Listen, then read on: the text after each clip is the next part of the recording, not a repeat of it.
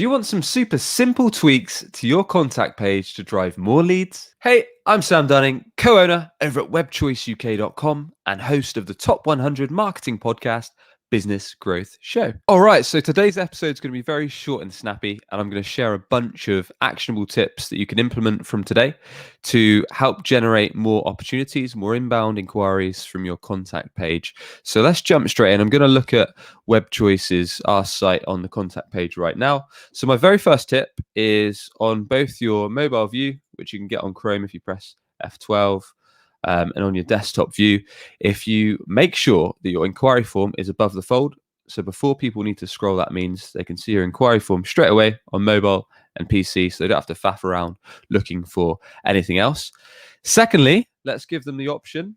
So for example, on ours, if you scroll past the form, we've got the option for people to email here, or they can call, or you might want to do a live chat as well. So give people the option. Not everyone likes to fill out a form. Some people want to give you a phone call. Some people might want to email. Others might want a live chat. So give people the option to get in touch with you on their channel of choice.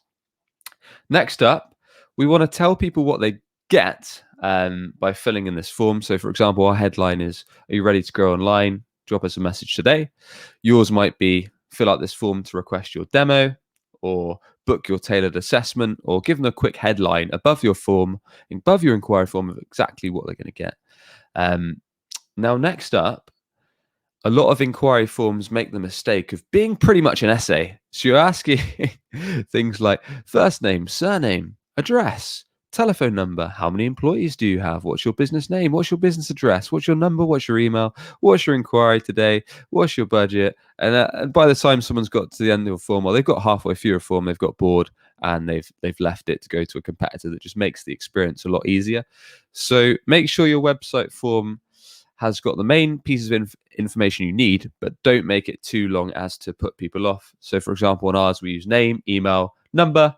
We've got a drop down for budget that helps us filter out smaller opportunities that might not be a great fit. And then we've got a explanation of why we asked for a budget, and then just a how can we help form, and then the submit button just after the capture. As capture is a great tip to add on to inquiry form. That's spelled CAPTCHA.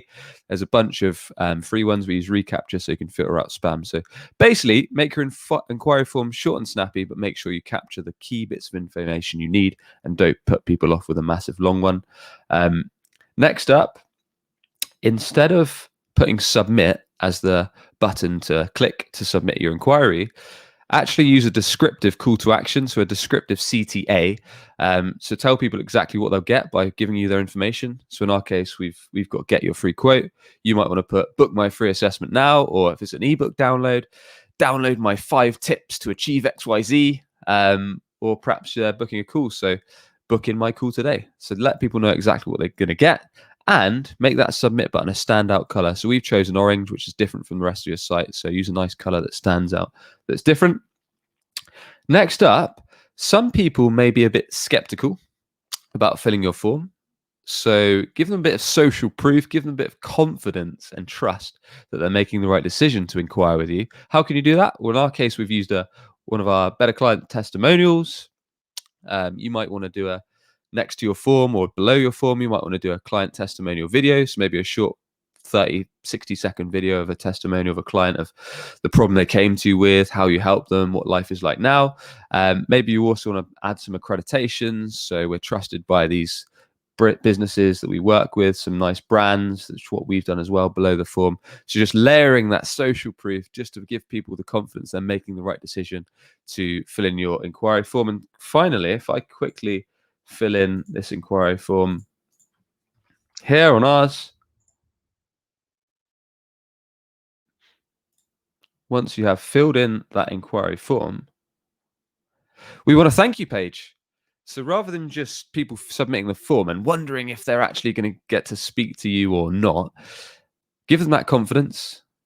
Have a really standout thank you page. How can you do this? Well, you can say, look, first of all, thanks very much for getting in touch. Looking forward to speaking to you.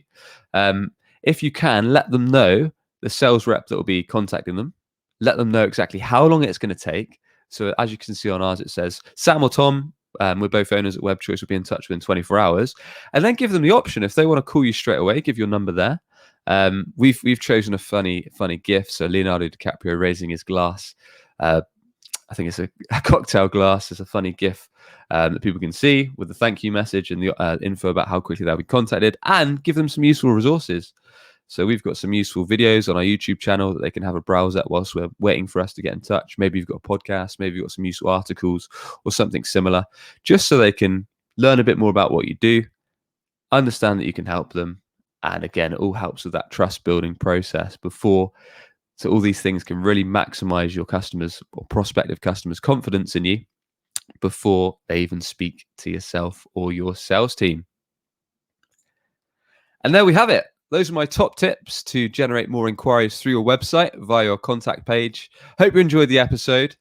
Do hit that subscribe button. And with that, I'll catch you on the next episode.